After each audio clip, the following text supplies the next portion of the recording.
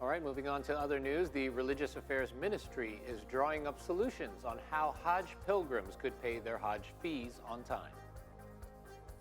Speaking to the media on Thursday, General Inspector Faisal Ali Hashim said that technical problems in the digital banking service offered by Bank Syariah Indonesia is to blame for late payments. He urged ministry officials in the region to be more active in assisting the affected would-be pilgrims. Furthermore, he called for the bank to address the issue as over half the pilgrims use its service. Tapi ini kan hari ini tanggal 11 ya, pelunasannya kan terakhir tanggal 12 besok. Nah nanti besok tanggal 12 kalau kita lihat masih ada jamaah haji belum bisa melunasi setorannya karena ada kendala di jaringan BSI. Saya nanti akan mengusulkan kepada teman-teman supaya dilakukan langkah jalan keluar untuk agar jamaah haji prinsipnya jangan sampai dirugikan karena ada sistem yang error tersebut.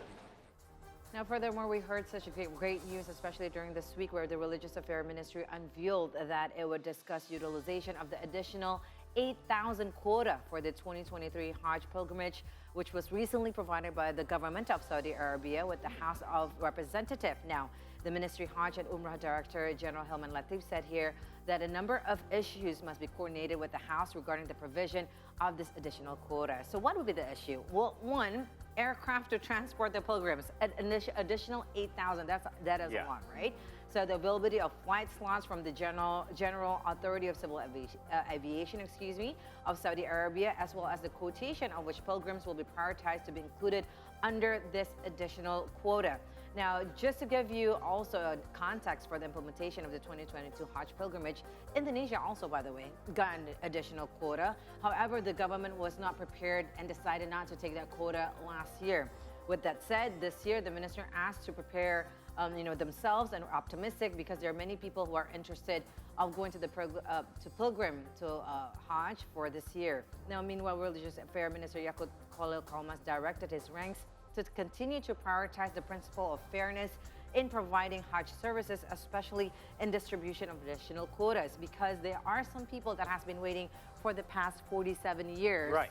Especially in areas that's not large city like here in Jakarta or maybe Surabaya. So those people that has been waiting for so long, they have to be the one that's going to be prioritized and added on this additional quota. Again, 8,000 additional quotas from the Saudi Arabian government. It is such a wind of fresh air. Yeah, I've heard this as well, like people waiting like decades because they've been on this waiting list. So is that because every year, like quota means the number of people allowed to come from Indonesia to do their pilgrimage, correct? Correct. So that means like there's a lot of catching up to be done, isn't Yes. Like, okay, this was. And there's a lot of different programs also.